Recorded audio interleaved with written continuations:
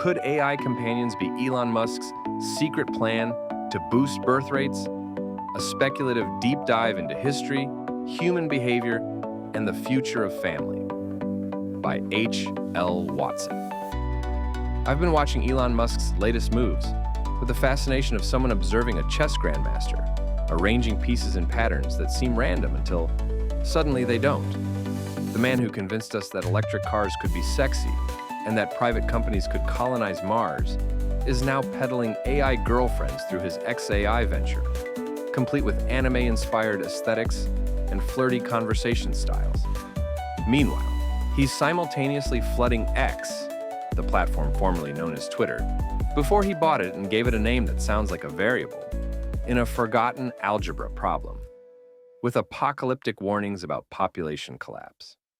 The cognitive dissonance is striking enough to make you wonder if there's method to this particular madness.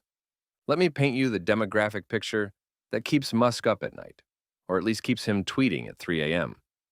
We're living through what historians might one day call the Great Baby Bust. The United States hasn't seen replacement-level fertility, that magic 2.1 children per woman, since Nixon was defending himself on television. We're hovering around 1.6 these days, according to the CDC's latest hand-wringing reports. But we're practically rabbits compared to our friends abroad. England and Wales dropped to 1.44 in 2023. Japan managed 1.26. China scraped together 1.09, and South Korea, bless their efficient, overworked hearts, achieved a stunning 0.72. At that rate, South Korea will be down to its last citizen sooner rather than later. Musk calls this a much bigger risk to civilization than global warming, which is quite the statement from a man who built his fortune on electric vehicles. He's proclaimed that if we don't solve the birth rate issue, civilization will dwindle to nothing. Heavy stuff for a Tuesday morning scroll through social media. But here's where it gets interesting. While he's sounding these demographic alarm bells with one hand, he's rolling out Grok and its companion features with the other, including a suspiciously attractive AI assistant named Ani, who looks like she stepped out of a Japanese dating sim and learned to discuss philosophy. The crisis hits young men particularly hard, and I mean that in the most literal sense. Picture this. You're a 24-year-old guy in 2025. Your job, if you have one, probably involves staring at screens and pretending to care about KPIs. Your social life exists primarily through Discord servers and group chats. Dating apps have taught you that you're competing with every other man within a 50-mile radius for the attention of women who swipe through profiles like they're shopping for throw pillows on Amazon. Gallup tells us that 1 in 4 men under 35 reports feeling lonely a lot on any given day. That's not just sad, it's demographically catastrophic. The Pew Research Center dropped a particularly sobering statistic recently. 63% of men under 30 are single, compared to just 34% of women in the same age bracket. The math doesn't add up until you realize that many young women are dating older men, or the same small pool of particularly attractive or successful men, or simply opting out entirely. Meanwhile, 57% of single adults say they're not even looking for a partner anymore. They've given up on the game before learning the rules. Here's where I start to wonder if Musk is playing a longer game than anyone realizes. When critics on X complained that his AI girlfriends would sterilize millions of young men, Musk cryptically replied, or maybe they get better. Not it gets better or things get better. They get better. The ambiguity is delicious. Is he talking about the AI? The men? The birth rates? All of the above? History offers us a peculiar roadmap here, one that Musk, with his classical education and tendency toward historical analogies, surely knows. Let me take you on a brief tour through humanity's long tradition of what we might delicately call practice rounds before the main event of family formation. In ancient Rome, the sexual landscape was as stratified as the social hierarchy. Elite Roman men had virtually unrestricted access to slaves captured from the edges of the empire. Gauls, with their fierce pride, Britannians with their painted faces, Greeks with their philosophical bent, even in servitude. These weren't relationships, they were outlets, as casual and unexamined as we might order takeout today. Julius Caesar, that paragon of Roman virtue and ambition, famously bedded his way across the Mediterranean, from Cleopatra's golden barges to Nicomedes' court in Bithynia, though he was touchier about that last one. Yet, when the time came for serious business, building dynasties, cementing alliances, producing legitimate heirs, Caesar married Pompeia, then Calpurnia, women of proper Roman stock who could bear children with the right pedigree. Fast forward to Victorian England, where the upper classes had refined hypocrisy into an art form. While their wives embroidered Bible verses and organized charity bazaars, lords maintained mistresses in Mayfair apartments, visiting them with the regularity of attending Parliament. Charles Dickens, that chronicler of London's underbelly, kept his own secret for 13 years. Ellen Ternan, an actress young enough to be his daughter, hidden away in houses he rented under assumed names. Lord Byron, mad and bad and dangerous to know, cycled through lovers like a playlist on shuffle. Lady Caroline Lamb, his half-sister, Augusta, Victorian scandal at its finest, and countless others whose names history has politely forgotten. The pattern repeats across cultures and centuries. Edo period Japan had its pleasure quarters, where geishas and courtesans offered sophisticated companionship to samurai and merchants alike. 19th century Paris turned prostitution into practically a municipal service, with its maisons closes regulated, taxed, and treated as essential to urban hygiene, social and otherwise. During the American Civil War, Union and Confederate armies alike were trailed by rolling brothels, and officials justified this as protecting respectable women from soldiers' baser impulses. The point isn't to romanticize these arrangements. They were often exploitative, always unequal, and frequently tragic for the women involved. But they served a demographic function that we've forgotten in our modern moralizing. They allowed young men to navigate their sexual and emotional development without immediately creating families they couldn't support or didn't want. The Victorian gentleman who spent his 20s visiting brothels and keeping a mistress typically married around 30, when he had established himself professionally and financially. His bride, usually in her early 20s, had been carefully preserved from sexual knowledge, but she benefited from marrying a man who had sown his wild oats and was ready to settle down. Birth rates remained robust because these marriages, once formed, were stable and remarkably fertile. Victorian families of 6, 8, even 12 children weren't uncommon among those who could afford them. Now imagine Musk looking at this historical pattern and thinking, what if we could achieve the same demographic outcome without the human, trafficking, disease, and exploitation? Enter the AI girlfriend, clean, customizable, and conveniently free of those messy human rights concerns. The speculative genius of this approach, if it is indeed intentional, lies in its potential to recalibrate what economists would call the sexual marketplace. Right now, dating apps have created what I call the Amazon Prime problem. Women, especially young, attractive women, experience artificial abundance. A woman who's a solid 6 on the conventional attractiveness scale, and I apologize for the crudeness of the ranking, but we're talking about digital meat markets here, might receive messages from men who are 8s or 9s. She might even hook up with one of these high-value men. But here's the catch. She's one of dozens he's entertaining. She's not girlfriend material to him. She's Tuesday night when his first 3 choices are busy. But experiencing that attention, even briefly, recalibrates her expectations. She's been with a man who drives a Tesla, who has a corner office, who knows which fork to use at restaurants, where appetizers cost more than her weekly grocery budget. Now, the accountant making $60,000 a year who wants to take her to Olive Garden feels like settling. She'd rather stay single, maybe have a kid on her own terms via sperm donor when her biological clock starts screaming. Then settle for someone at her actual market level.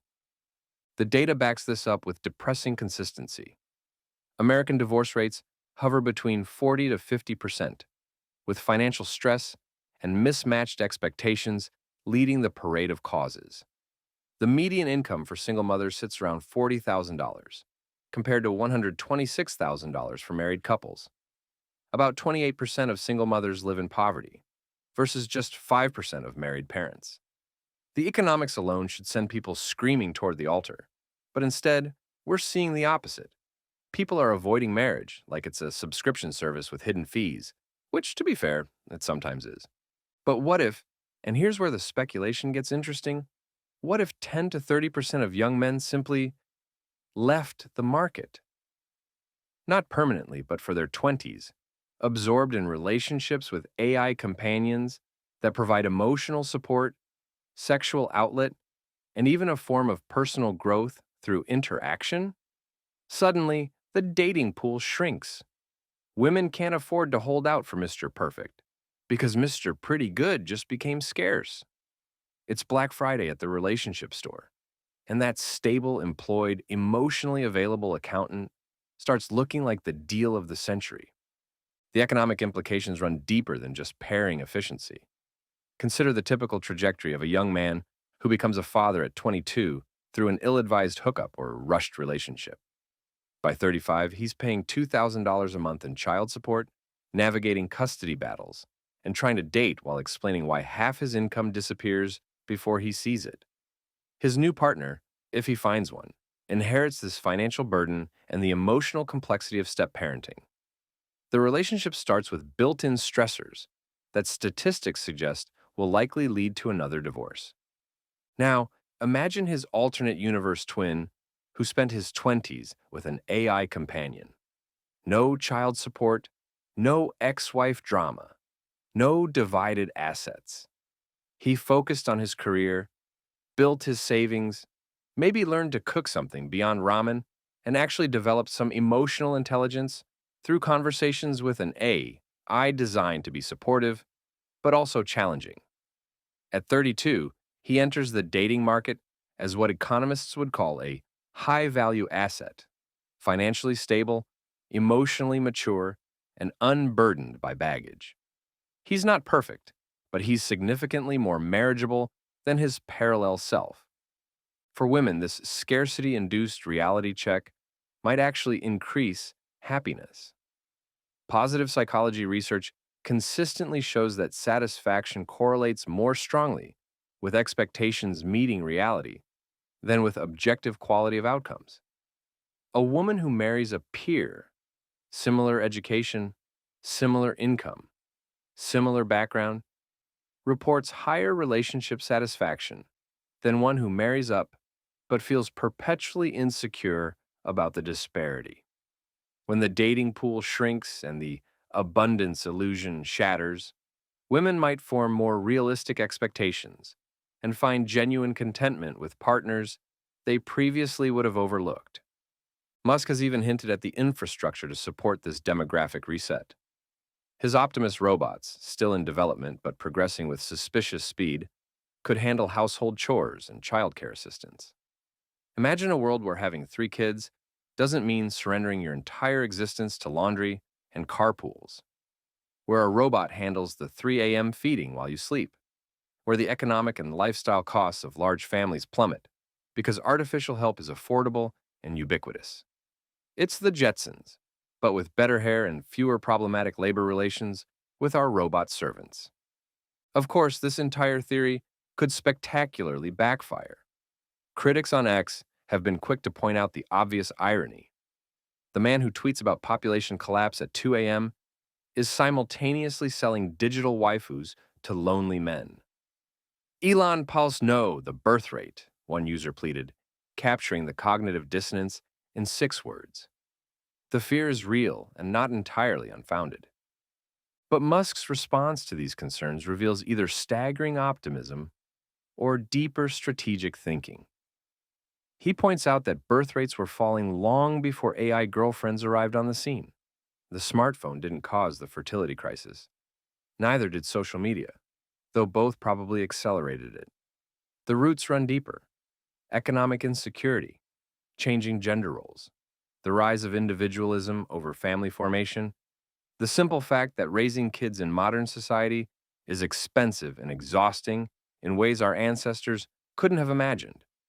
His cryptic tweet that AI will increase birth rates in order to maximize the future light cone of neurotransmitter tonnage sounds like something a chatbot would say after ingesting too much science fiction.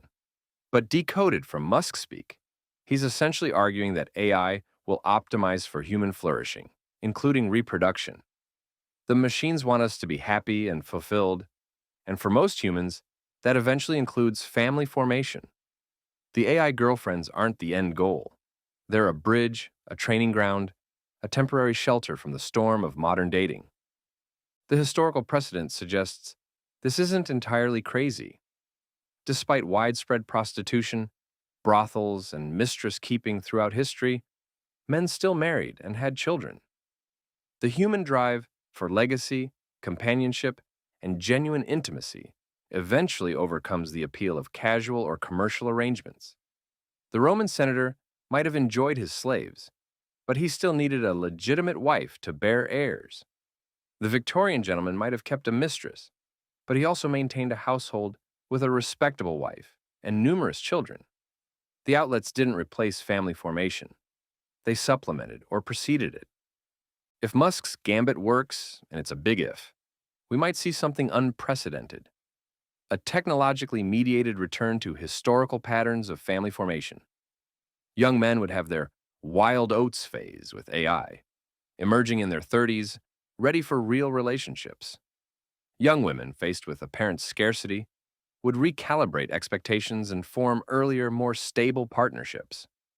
Birth rates would rise, not despite AI companions, but because of them, as they remove the friction and false starts that currently derail family formation.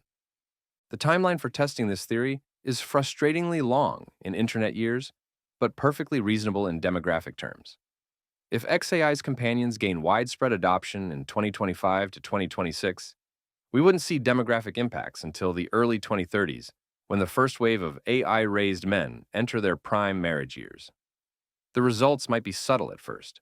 A slight uptick in marriage rates among 30-somethings, a small decline in single motherhood, maybe a bump in birth rates among stable married couples.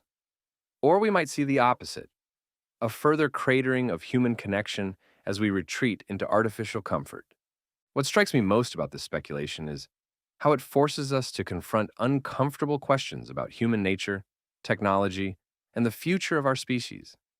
Are we really so lonely and disconnected that we need artificial intermediaries to prepare us for real relationships? Have we complicated something as fundamental as pair bonding to the point where we need AI training wheels? And most provocatively, if it works, does it matter that it's artificial? Musk has built his career on seeing connections others miss and betting billions on unconventional solutions. Electric cars were supposed to be golf carts for hippies, until Tesla made them status symbols. Private space travel was science fiction until SpaceX started parking rockets on drone ships. Maybe, just maybe, he's seeing something we're missing about AI companions and demographics. The AI girlfriends are certainly a revenue play for XAI, tapping into the massive market for digital companionship. But knowing Musk's tendency to think in civilizational timescales and his genuine concern about demographic collapse, it wouldn't surprise me if he's also running a massive social experiment. Can we hack our way out of the fertility crisis using the same technology that many blame for causing it? Time will tell whether this speculation holds any water, or if it's just another example of reading too much into the actions of a billionaire with too many companies and not enough full night's sleep. But one thing's certain. We're about to find out what happens when a generation of young men has access to AI companions that are supportive, attractive, always available, and never ask them to meet their parents. The demographic implications could be far more interesting and strange than anyone currently imagines. What do you think? Is this Musk's hidden agenda, or just wishful thinking?